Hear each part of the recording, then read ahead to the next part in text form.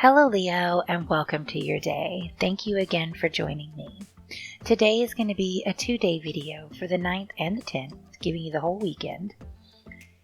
So we're going to start right with the moon as always, letting you know that the moon is still in a waning crescent. This means to again just rest and restore, as I've told you yesterday, and make sure that you are not jumping into new adventures. This will come in like 3 days.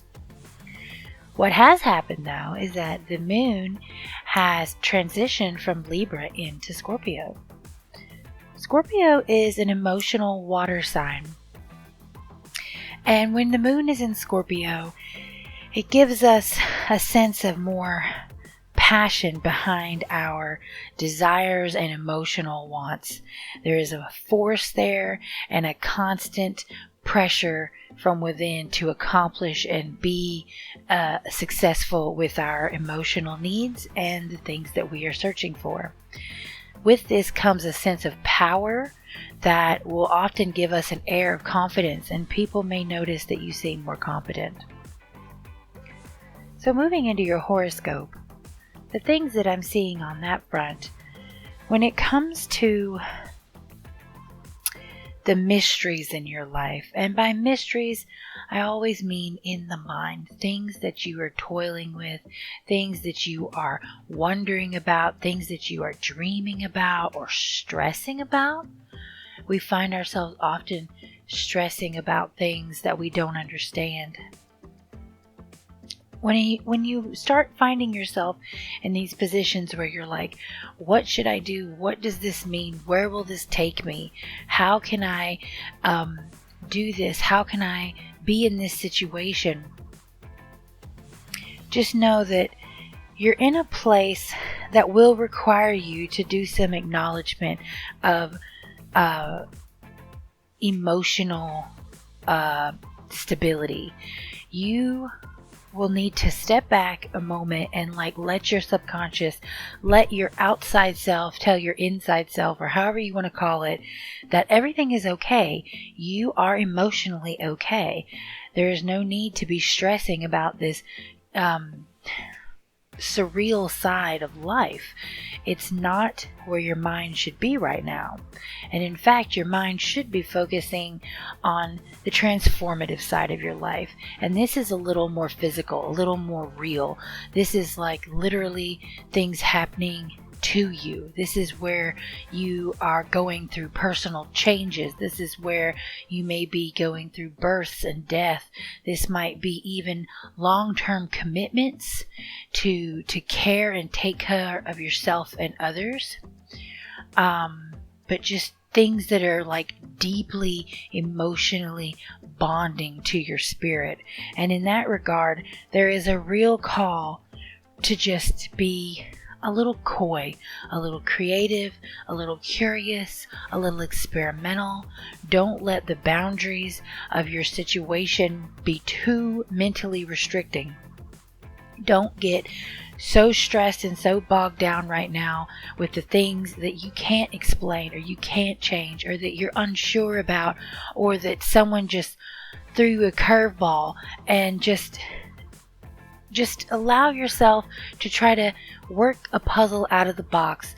Think about what these things might mean to you in the long run, how you can affect things over time, and hopefully you're not going through anything too incredibly serious that it would be having to just accept any kind of loss.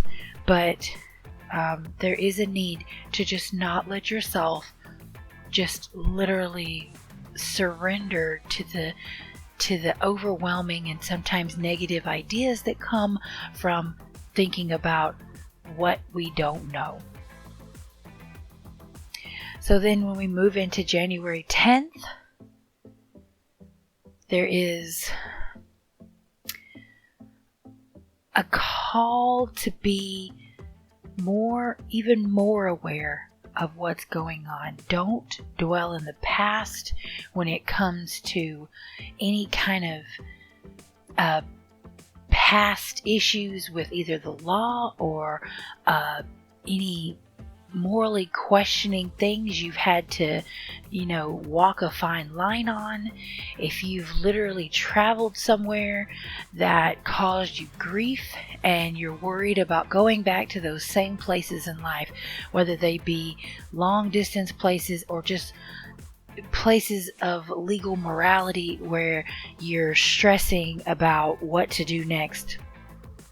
There is a real sense of not letting yourself get bogged down in the past. There is a possibility of anxiety and fear just lacing this whole concept of just ethics and morality, really. And I'm just going to say it. If you find yourself in this situation and you cannot get out of it, please seek some kind of guidance and support, whether it be from a family member or someone more advanced in these fields. Please do not allow yourself to just succumb to mental anxiety. That will get you nowhere. Stepping away from the reading, I just want to say it is always true that succumbing to the mind is not a good thing when it comes to your emotional side, when it comes to your anxiety side, anything where you start spiraling. You've got to find, we all have to find a place within our mind where we can literally like snap a rubber band on our wrist or something and pull us out of it. It is something you have to train in yourself, just like, honestly, like you would train a dog. When you're a person who has such anxiety issues, and if you're actually going through something serious on top of it, people tend to act one of two ways. Either they suddenly become a whole new person and can just absorb anything that comes at them, and then later on they'll probably break down severely, or you will just you'll just collapse into a puddle right in front of your own eyes, and you'll be like in quicksand, desperate to get out. So I do take mental health very seriously for myself and for anyone I know. It is one of the most precious things that we have, is taking care of our minds. The rest will take care of itself. And that is really the message for what I'm seeing for you, is don't allow yourself to be overwhelmed by fear or anxiety to the point where you should seek help if necessary. But just know that everything has a course, and nothing just goes straight downhill without any options or any roots to hold on to that you could pull yourself back off that cliff. All right, it's never too late. All right, that's all I have for you today. Leo, once again, I've really appreciated this time with you. And if you've made it to the end of this video, I really encourage you to subscribe. This will give me a very good feedback for whether or not people are interested in what I'm offering. I hope you guys have a wonderful weekend, and I will see you tomorrow.